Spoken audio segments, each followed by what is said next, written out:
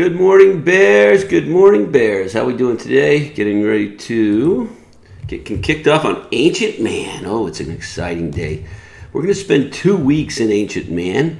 This week we're focusing on the different types of Ancient Man. There is a lot of science in this History Week, let me tell you right now.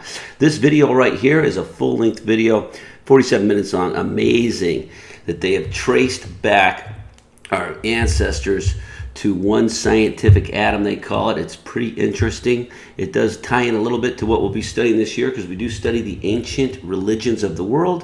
One of those ancient religions, Christianity, is still pretty strong today, as is Hinduism, Buddhism, and Judaism, and we'll study them all. They all have creation stories.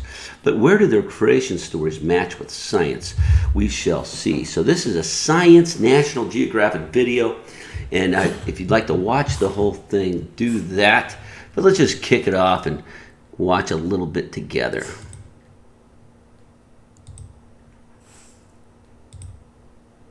DNA. Most of our DNA is a jumble from all our ancestors. It's what makes each of us unique. But there's a section of our genetic code stays almost constant. The Y chromosome, the special piece of DNA that only men have. It's passed virtually unchanged from father to son, like a family name. The Y chromosome links the man of today with men who lived in the past. This tiny piece of DNA allows us to travel back in time through humanity's history. These days, we use DNA to test whether a man is the biological father of a child. Could it really link the billions of men alive today back to one ancestor? Wells believes the answer is yes. That the Y chromosome can trace the origins of men from all over the world. From Africa to America, all the branches of the tree join up in one trunk.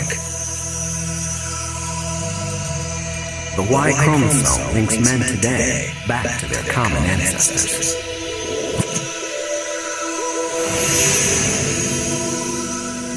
The key is to reveal super ancestors, men who left their genetic imprint on huge numbers. They're like branches. Okay, so check this out. We'll keep watching the video while we're talking. Notice that it's like a tree, like a family tree. We all have a family tree that goes back. You can go back to your grandparents or great-grandparents. Notice how the science really comes into play as we study history. It's fascinating. So you're going to continue to watch that video in a couple of minutes. But first, let's go back and talk about today.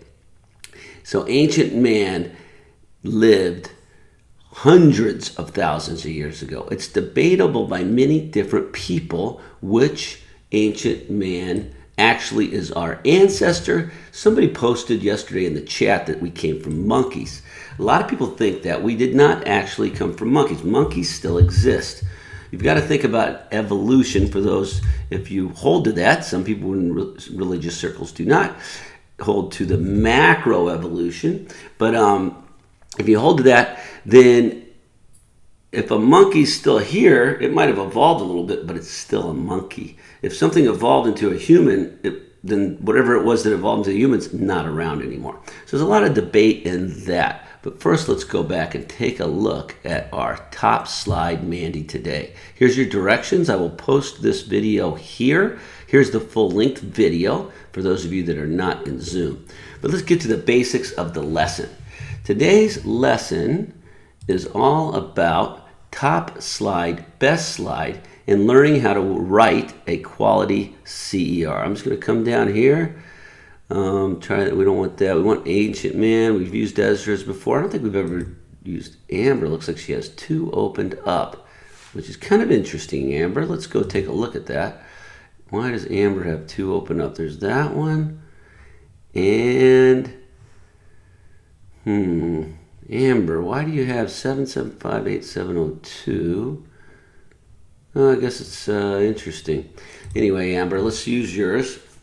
So we're going to use Amber's slide. Now yesterday I made an assignment that you were supposed to have every concept in our groups page as these slides.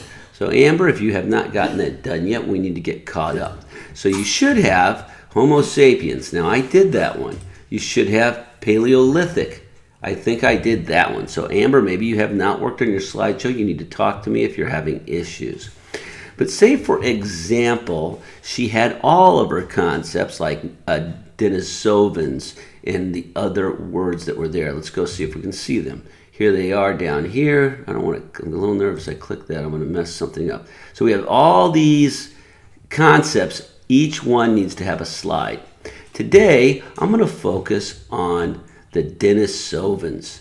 The Denisovans, Amber should have already had it done. Actually, you know what? I'm going to switch it and do one sheet. I've already done 2 slides for Amber. So let's do, say I'm looking along and I say, you know what? I really want to know more about Paleolithic. The first thing I do is I move it to my top slide. The next thing I want to do is I need to go get my internet research. So I'm going to go over, I'm going to make a tab. I'm going to type in Paleolithic. And then here we're going to have our definitions. So let's take a look here. I'm going to do that. Which is kind of a good one, actually. Sometimes that's a pretty good one. I'm going to copy it. Sometimes I go read different ones. But in this case, let's just go ahead and make a text box. Everybody should know how to do that. Put the words in the text box. Okay, so now that is what we call cited research. It's somebody else's words. If you put that as your own words, that's not good. That means you're stealing from other people, and that's called plagiarism. So you want to put other people's own words, but you do not say they're your words. That's your research. Then we have our pictures, which is fantastic. See this here? There's a box that says click add text. That means I already have a text box. So let's use it. And we come over here. Now, this is going to be your own words. Now, what's another word for own words? We're going to call it analysis. So you don't even have to say my analysis, but we want to change the font. So let's make it something fun, but nothing too hard to read. And now, this is going to be your first C.E.R. And this is how you get an A of 4 in my class. You must be able to write you must have one 4-level C.E.R. every week or on a video or whatever the assignment is. Because if you can't write a 4-level C.E.R., I don't have proof that you're a 4-level student. Now that's okay, maybe you're a 3, but I'm going to show you how to get a 4. Now some weeks I might say you have to have 5 slides with C.E.Rs. Some weeks it might be 5 paragraph essays. So it will change each week. But this week, I haven't decided how many because it's a short week, but you definitely need today, top slide, best paragraph. How do you write a C.E.R.? Well, you come down here and look, and you can get ideas. So what does it say here? Grab your readers with the fist for writing, 5 parts. 5 fingers, fist, 5 parts. Write a strong introduction to your essay. What's your message? Now, another word for message is a claim sentence or an intro. So let's write one right now together. Now, you can use this one today if you want as an example. So everybody can write this exact one down. So if you want to, you can just pause this video, write what I'm writing, and this will count for one of your C.E.R. slides this week because I want you to have an example. So what are we learning about Paleolithic?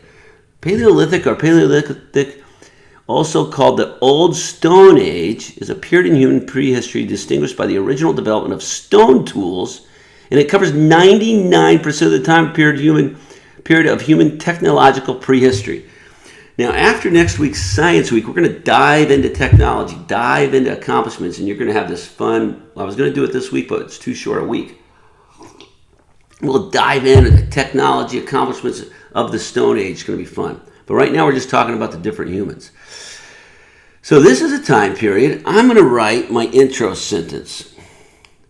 Isn't it amazing that for 99% of our history,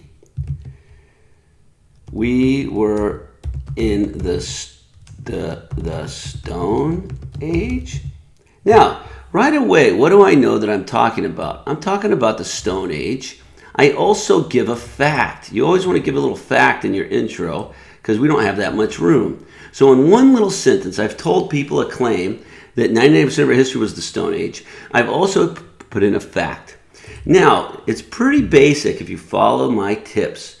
You do an intro, you basically tell people what you're talking about. Now, we haven't used the word Paleolithic yet, but it's already here. So we might not use it. But we tell people what we're talking about, we include a fact. Our next sentence is some sign of evidence.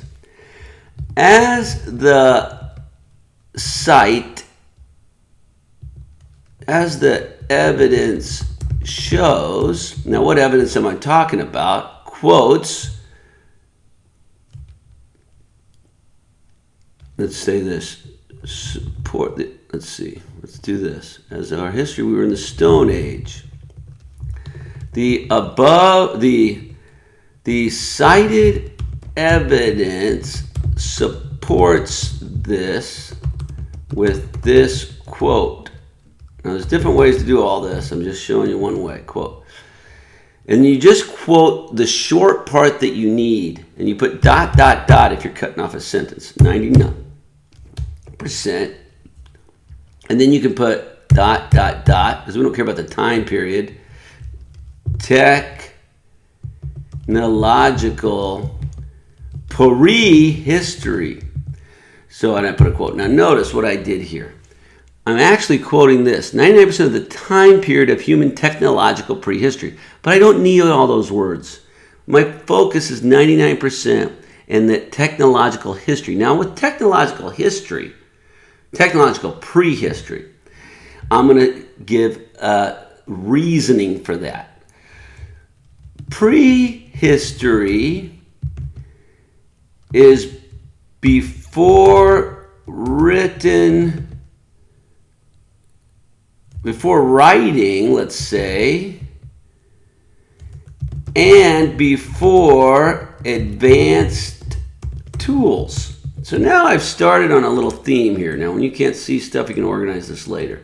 I've started to run down a little bit of a technological theme, which is a very good thing because guess what? We see it in the pictures. There's a necklace. There's an old tent, but but look at these people are naked. You do not see big cities. You don't see giant fields. Before advanced tools, and I might put tools like plows and domestication. So domestication is when you take animals. They might have had some dogs, but nothing advanced. So let's go back and see if we're on track. Isn't it amazing that for 99% of our history we're in the Stone Age? The cited evidence supports this with this quote, 99% technological prehistory. So I've gotten some evidence from my writing. Prehistory is before writing and before advanced tools like plows and domestication. I've given an explanation in my own words what technological prehistory is. Then you go look at the picture. What can I learn from the picture?